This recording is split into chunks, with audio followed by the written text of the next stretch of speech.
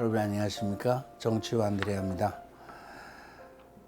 평신도에 의한 평신도의 영성 이야기, 오늘은 16번째 시간입니다. 오늘은 현대사회 속에서의 우리 평신도에 관한 말씀을 드리도록 하겠습니다. 외로움, 쓸쓸함, 고독,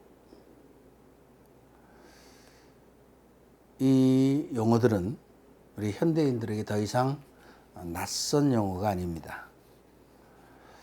실제로 우리 주위에는 외로움과 고독을 느끼는 이들이 많습니다. 그 외로움의 극한적 폐해가 바로 우울증과 정신분열증입니다. 이러한 외로움은 하나님과의 단절에서 오는 것입니다. 하나님과의 통교가 끊길 때 외로움이 옵니다. 하나님과의 단절된 삶을 살아가는 사람은 영이 아닌 육신과 정신으로 살아가는 사람들입니다. 많은 이들이 지금도 돈과 권력과 명예만 추구하며 살아갑니다. 명품과 최신형 스마트 안에서 행복을 찾으려고 합니다. 이런 상태에서는 기도 생활이나 독서, 묵상 내지는 성경 말씀에 대해서 성찰하는 것이 거의 불가능해지는 겁니다. 이를 극복하기 위해서는 그러면 어떻게 해야 되겠습니까? 우리는 일반적으로 너무 바쁩니다. 바쁠 필요가 없습니다, 사실은. 근데 그렇게 바빠서 우리가 과연 얻는 것이 무엇인가요? 돈? 지금 가지고 있는 지갑을 한번 꺼내 보십시오. 거기에 돈이 좀 있을 수 있겠죠? 그렇다면 그 돈이 내 돈인가요? 아니면 하나님의 돈인가요? 지갑에 있는 카드가 내 카드인가요? 아니면 하나님의 카드인가요? 지갑 자체는 내 지갑인가요? 하나님의 지갑인가요? 생각을 좀 더 확장시켜 보겠습니다. 내가 지금 하고 있는 일이 내 일인가요? 하나님의 일인가요? 모든 평신도는 하나님과 함께 살아가는 사람입니다. 하나님의 일을 하는 사람들입니다. 모든 일이 하나님의 일이라고 생각해야 합니다. 그러면 나에게 일을 하도록 해주신 하나님께 감사할 수밖에 없습니다.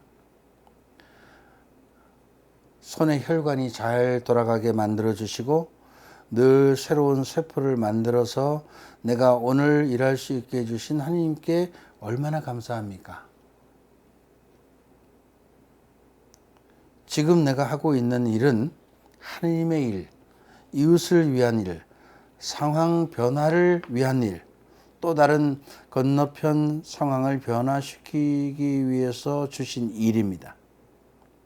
그러니 감사해야 합니다.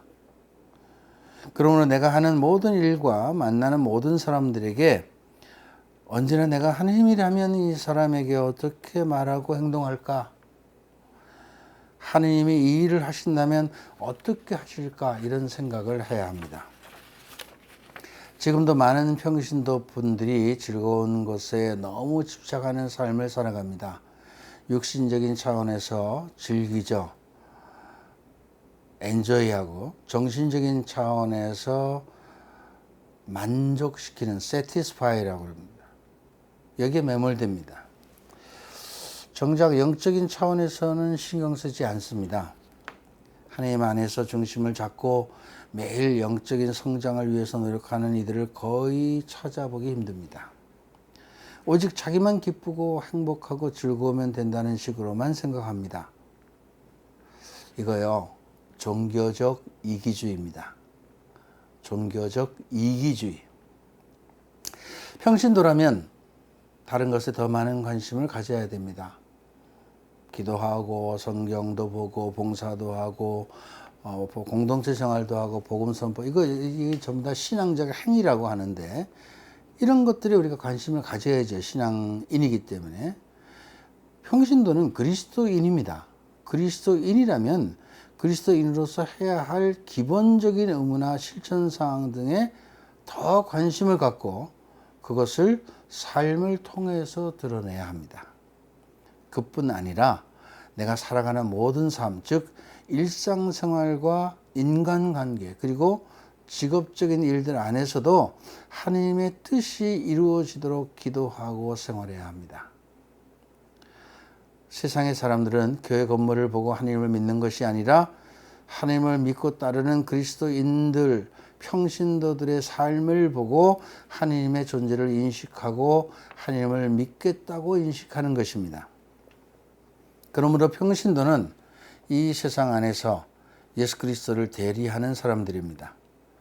우리가 예수 그리스도를 통해서 하나님을 알고 그분의 뜻을 알아들었듯이 세상의 사람들도 세상 안에서 함께 살아가는 우리 평신도들을 보면서 하나님을 알고 예수 그리스도의 말씀을 접하고 그분의 존재를 확인하고 믿게 되는 것입니다.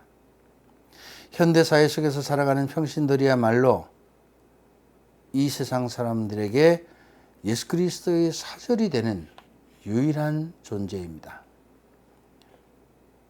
예수 그리스도의 사상은 이타주의입니다.